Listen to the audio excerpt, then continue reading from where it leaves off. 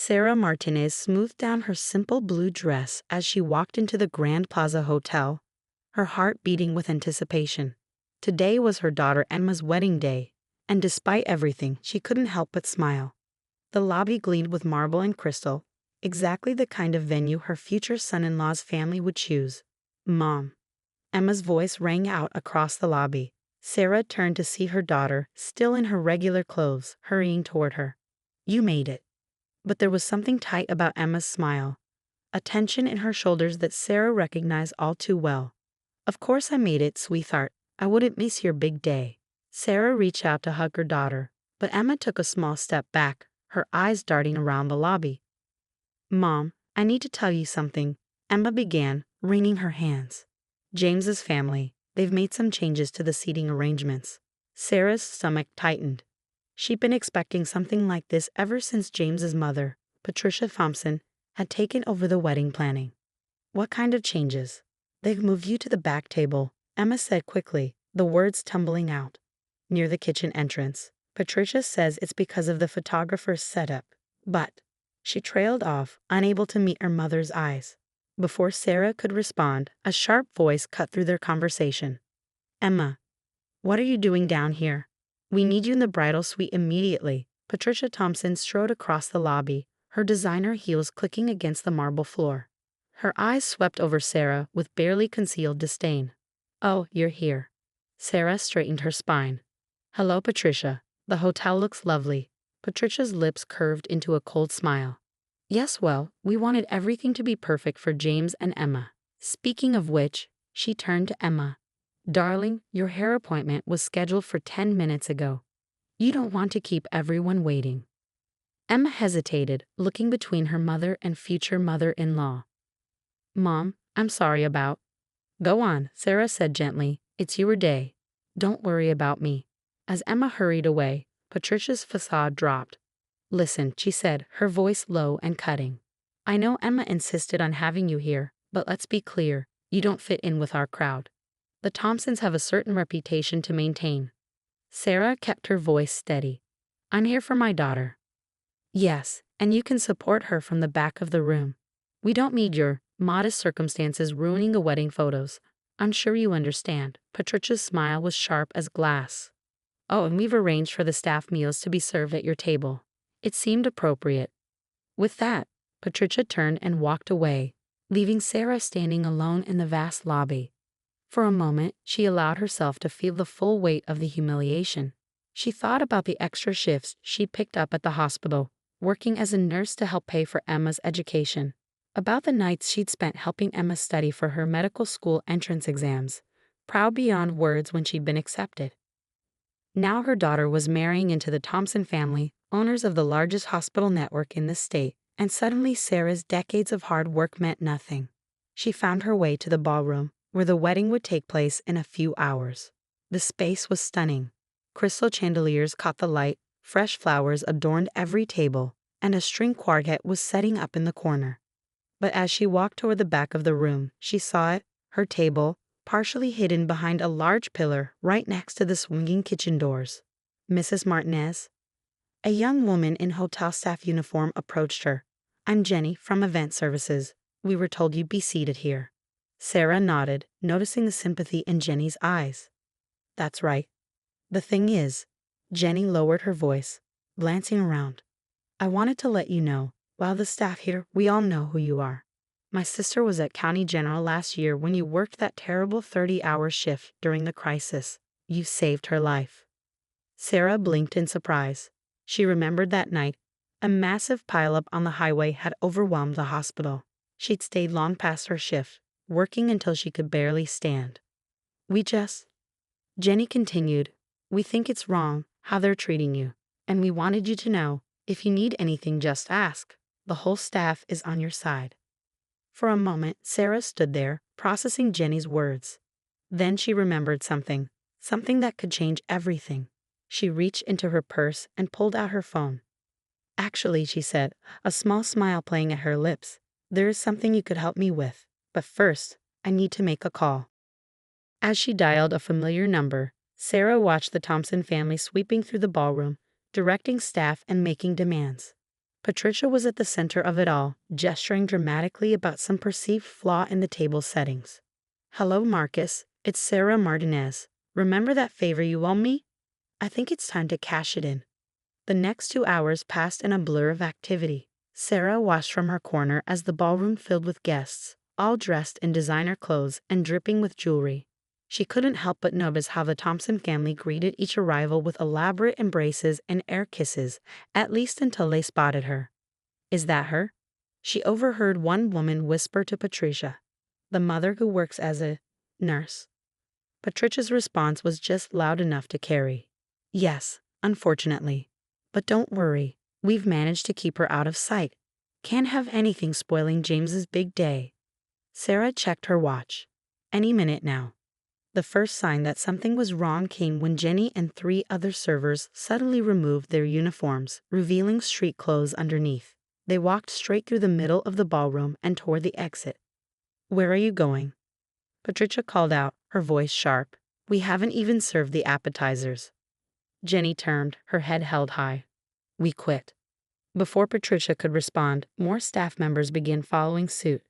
The bartenders packed up their tools. The valet parking attendants walked off their posts. Even the wedding coordinator closed her laptop and headed for the door. "What is the meaning of this?" Patricia's face had turned an interesting shade of red. "You can't just leave. We have a contract." "Actually," a deep voice said from the doorway, "they can." Marcus Chen, CEO of the hotel chain, walked into the ballroom. His presence commanded immediate attention, and Sarah had to suppress a smile as she watched Patricia's expression shift from anger to confusion to desperate charm. "Mr. Chen." Patricia hurried forward. "There must be some mistake. We booked this venue months ago, and now your staff is following my direct orders," Marcus finished for her. He turned to address the crowded room. "Ladies and gentlemen, I apologize, but the Grand Plaza will not be able to host this event today. All staff have been instructed to cease operations immediately." The ballroom erupted in chaos. Guests began murmuring. James's father was shouting about lawyers, and Emma, poor Emma, looked like she might faint. "Mom," Emma made her way through the crowd to Sarah's side. "What's happening?" Before Sarah could answer, Marcus spotted her and smiled warmly. "Sarah, there you are." Patricia's head whipped around so fast Sarah worried she might hurt herself. You know each other." "Know each other?" Marcus laughed. "Sarah Martinez saved my daughter's life last year. Spotted a rare condition that every other doctor had missed. Stayed with her through the night, monitoring her personally." He turned to Sarah. "I told you then. Anything you need, anytime. I meant it." The pieces were starting to fall into place for the guests. Sarah could see the dawning horror on Patricia's face as she realized her mistake. "But more than that," Marcus continued, his voice carrying across the now silent room, "Sarah Martinez sits on the board of directors for our hospital group's charitable foundation. She's been instrumental in directing millions in funding to underprivileged communities. When she called to tell me how she was being treated at her own daughter's wedding." He shook his head. "Well, let's just say the Grand Plaza doesn't associate with that kind of behavior." Emma stared at her mother, tears in her eyes. "Mom, I had no idea. Why didn't you ever say anything?" Sarah squeezed her daughter's hand. "Because I wanted you to make your own way, sweetheart. I never wanted my connections to influence your choices." She paused, looking around the room. "But I also won't let anyone treat us like we're beneath them." "This is ridiculous." Patricia's voice was shrill. "You can't just shut down our wedding. Do you know how much we spent?" "Oh, I'm not shutting it down," Sarah said calmly. She nodded to Marcus, who gestured to the staff waiting by the doors. They began wheeling in new serving carts, and fresh teams of waiters entered the ballroom. "I'm taking over." Patricia's mouth opened and closed soundlessly as Sarah continued. "The wedding will proceed, if Emma and James still want it to, but under new management and new seating arrangements." James, who had been watching everything unfold in stunned silence, finally stepped forward. "Mrs. Martinez, I'm so sorry. I had no idea my parents were treating you this way." He turned to Emma. "And I'm sorry I didn't stand up for you and your mom sooner." Emma looked between her fiancé and her mother, tears streaming down her face. "Mom, I'm sorry too. I should have said something." "No more apologies," Sarah said firmly. This is still your day. Let's make it a good one. She turned to the gathered guests. Everyone who'd like to stay and celebrate Emma and James's wedding is welcome, as long as they understand that in this room, everyone is equal. Everyone is family. The transformation that followed was remarkable. The Thompson family, thoroughly humbled, retreated to quiet corners. The other guests, free from the atmosphere of judgment and pretense, began to relax. And Emma was glowing with pride as she looked at her mother. As the ceremony began, slightly delayed but more genuine than it would have been, Sarah took her seat in the front row. Jenny, who had changed back into her uniform along with the other staff, caught her eye and winked. Sarah smiled, thinking about how different this day had turned out from what she'd expected. Sometimes the best revenge wasn't about getting even. It was about standing up and showing your true worth. But there was still one more surprise in store for everyone. As the reception began, Sarah watched the transformed atmosphere with quiet satisfaction. The string quartet played softly in the background while guests mingled freely, the former social hierarchies forgotten in the wake of the afternoon's revelations. Patricia Thompson sat at a table near the kitchen doors, the very one she'd assigned to Sarah, looking thoroughly deflated. Her husband Richard kept checking his phone, no doubt trying to assess the social damage of the day's events. Sarah almost felt sorry for them. Almost. Mrs. Martinez? James approached her table, looking nervous but determined. Could we talk privately for a moment? Sarah nodded, following her new son-in-law to a quiet corner of the ballroom. James took a deep breath before speaking. I want you to know, he began, that I've made some decisions. I'm stepping away from my family's hospital administration position. Sarah's eyebrows rose in surprise. James, that's not necessary. It is, he insisted. I've been thinking about this for a while, actually. I went into healthcare administration because it was expected, but he straightened his shoulders. I want to go to medical school, like Emma. I want to help people directly, the way you do. A warm smile spread across Sarah's face. Emma never told me that. I never told her, James admitted. I was afraid of disappointing my parents, but after seeing you today, how you handled everything with such grace and strength, I realized I've been living my life trying to please the wrong people. Before Sarah could respond, Marcus Chen appeared at her elbow. Sarah, there's someone here who'd like to speak with you. He gestured toward the ballroom entrance, where an elegant older woman stood waiting. Sarah's heart skipped a beat as she recognized Dr. Catherine Reynolds, the current health commissioner for the state. Sarah Martinez, Dr. Reynolds said warmly, approaching their group. I'm so glad I could make it, even if I am fashionably late. Patricia and Richard Thompson, who had been watching from their table, practically tripped over themselves rushing over. Commissioner Reynolds, Patricia gushed. What an unexpected honor. Save it, Patricia. The commissioner cut her off coolly. I'm here to speak with Sarah. She turned back to Sarah with a smile. The board meeting is next week, and I wanted to discuss this in person. We've reviewed your proposal for the new community health initiative, and we're not just approving it, we're doubling the funding. The Thompsons' jaws dropped in perfect synchronization. But more than that, Dr. Reynolds continued, I'm retiring next year, and the governor has been asking for recommendations for my replacement. She gave Sarah a meaningful look. I'd like to put your name forward, if you're interested. The ballroom had gone quiet again, everyone straining to hear the conversation. Sarah felt Emma's hand slip into hers. She hadn't even noticed her daughter approaching. Mom, Emma whispered, you never told me about any of this. Sarah squeezed her daughter's hand. I've always believed that our work should speak for itself. All those nights I was just working extra shifts. I was also building relationships, creating programs, finding ways to help more people. I never needed the recognition. I just wanted to make a difference. And that, Dr. Reynolds said firmly, is exactly why you're perfect for the position. Patricia Thompson looked like she might faint. But she's just a nurse. Just a nurse? Dr. Reynolds raised an eyebrow. Mrs. Thompson, just a nurse. Sarah Martinez has done more for healthcare in this state than your entire family's hospital network. While you were planning galas and worrying about social status, she was actually saving lives and changing the system from within. James stepped forward. Commissioner Reynolds, I'd actually love to hear more about the Community Health Initiative. I'm planning to apply to medical school. Medical school. Patricia interrupted, her voice shrill. But you're supposed to take over the family business. No, Mother, James said firmly. I'm going to make my own way, just like Emma did, just like Mrs. Martinez taught her to do.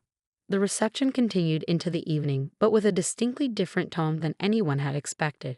The Thompsons retreated to their table, their social cards thoroughly played. Meanwhile, Sarah found herself surrounded by guests eager to discuss her work and vision for the future of healthcare in their state. As she watched Emma and James share their first dance, Sarah reflected on how differently this day had turned out from what she feared. She hadn't set out to humiliate the Thompsons or prove her worth. She'd simply refused to be diminished by their prejudice. Jenny appeared at her side with a glass of champagne. You know, the young server said with a grin. When my sister told me about the nurse who saved her life, she said you were some kind of angel. I think you might actually be a ninja. Sarah laughed, accepting the champagne. Sometimes the best revenge isn't about getting even. It's about standing tall and letting your actions speak for themselves. Later that night, as the reception was winding down, Emma found her mother alone on the hotel's terrace, looking out at the city lights. Mom? Emma's voice was soft. I'm so sorry about everything. Not just today, but I've been pulling away from you, trying to fit into James's world. I forgot who I am, who you taught me to be. Sarah turned to her daughter, seeing not the bride in her expensive gown, but the little girl who used to fall asleep reading medical textbooks because she wanted to be just like her mom. You never have to apologize for trying to find your way, Sarah said, pulling her daughter into a hug. But remember, your value isn't in who you marry or what family you join. It's in what you do, how you treat people, and the difference you make in the world. Emma wiped away a tear, careful of her makeup. I know that now, more than ever. She paused, then added with a small smile, Health Commissioner Martinez. Sarah laughed. Let's not get ahead of ourselves. Why not? After today, I'd say anything is possible. As they stood there, mother and daughter looking out at the city together, Sarah felt a deep sense of peace. The Thompsons had tried to put her in her place, not realizing that she had built her own place, one of respect, dignity, and real accomplishment. The next morning, Sarah's phone buzzed with a text from Marcus. The staff can't stop talking about yesterday. You've become a legend at the Grand Plaza. Sarah smiled as she typed her reply. Sometimes the best revenge isn't revenge at all. It's living your truth and letting others learn from it. As she set her phone down, Sarah thought about all the paths that had led to this moment. Years of hard work, quiet dedication, and unwavering integrity had built a foundation that no amount of social snobbery could shake. The Thompsons had seen her as just a nurse, not realizing that every life she touched, every program she built, and every relationship she forged had created a legacy far more valuable than their superficial status. In the end, she hadn't needed to destroy them. She'd simply needed to stand in her own light and let the truth illuminate everything else. And as she prepared for another day at the hospital, commissioner's nomination or not, she still had patients who needed her. Sarah Martinez smiled, knowing that sometimes the greatest victory isn't in proving others wrong, but in proving yourself right.